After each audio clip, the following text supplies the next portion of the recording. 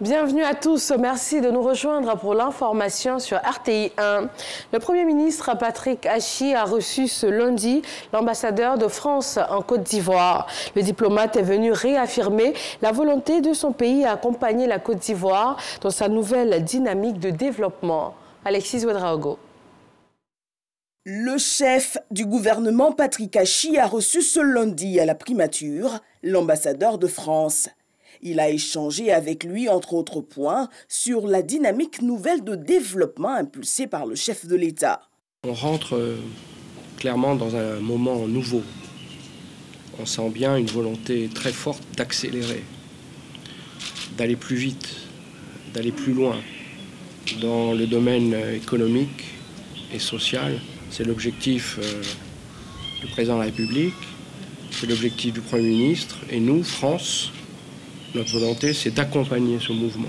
Et la France entend bien demeurer un partenaire clé du pays sur plusieurs dossiers, notamment l'appui au secteur privé. C'est le secteur privé qui crée de la richesse, c'est le secteur privé qui crée de l'emploi.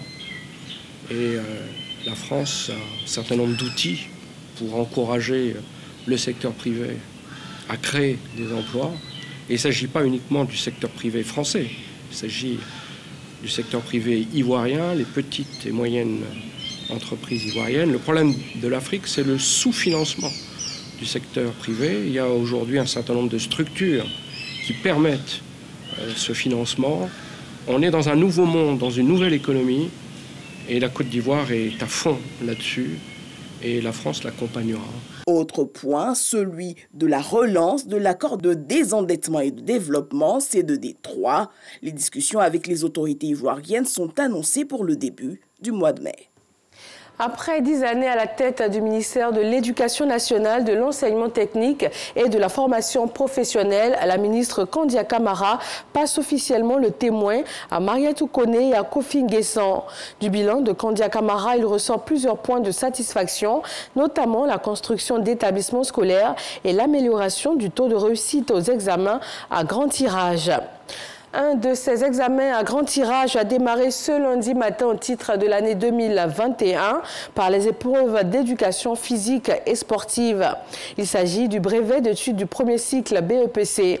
La gymnastique, le saut en longueur, la course de vitesse, le saut en hauteur, le lancer de poids et le triple saut sont les disciplines soumises aux élèves. Ces épreuves physiques et sportives du BEPC 2021 se déroulent du 12 au 24 avril sur toute l'étendue du territoire ivoirien. Un mot de religion, la communauté musulmane observe ce soir le croissant lunaire. Si la lune est aperçue dans le ciel de Côte d'Ivoire ce soir, le jeûne du Ramadan démarre demain mardi. Sinon, ce sera après-demain mercredi. Ismaïl Omar Guelleh est réélu président de Djibouti à 98,58% des voix. Un 5e mandat démarre pour le président djiboutien selon les chiffres officiels provisoires. Il dirige le pays depuis 22 ans et ses résultats définitifs doivent encore être donnés par le Conseil constitutionnel dans les jours à venir. Après le test salivaire, l'autotest est le nouvel outil dont s'arme la France pour freiner la propagation de la Covid-19. Ces autotests sont en vente depuis ce lundi dans 6000 pharmacies. Il s'agit de réaliser soi-même un prélèvement nasal avec un résultat disponible en 15 à 20 minutes.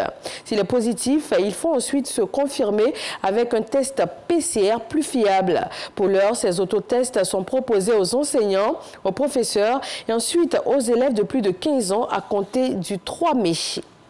Aux États-Unis d'Amérique, la ville de Minneapolis est de nouveau le théâtre de violences.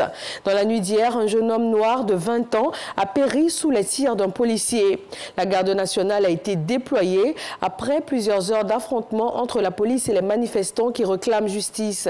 La zone a été placée sous couvre-feu après ces derniers mouvements.